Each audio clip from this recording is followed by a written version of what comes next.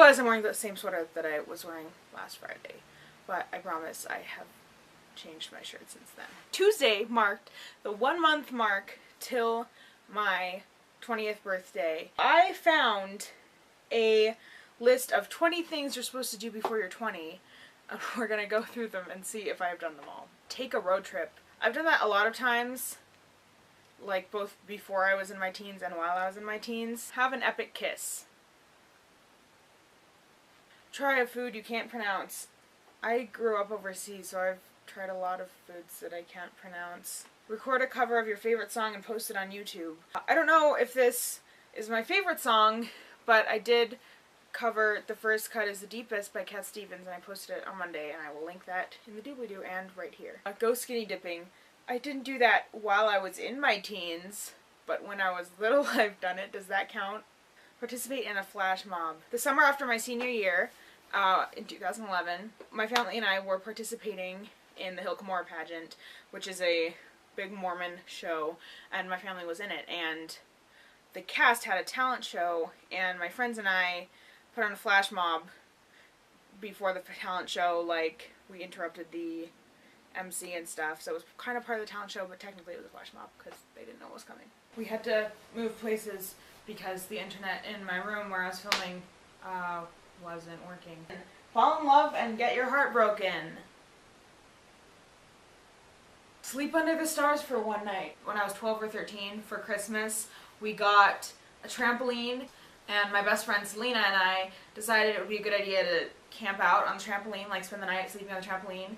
And it was really fun, but the next day we were really sore and it was really uncomfortable. So I don't recommend it, but I have done that. Now I get to check a thing off on my bucket list, so I guess it was worth it.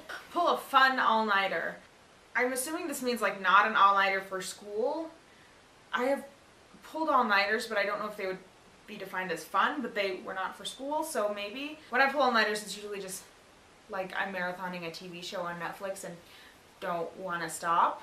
Go electronics free for 24 hours.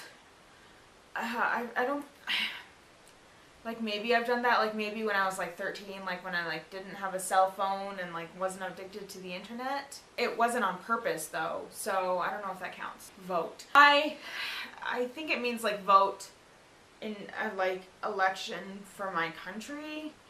I have never been in America during voting time, and it's super hard to get to vote when you're overseas. So no, I have not done that. Like I voted for like class presidents, but I don't think that's what it means. Have a meaningful conversation with a stranger. Maybe like online.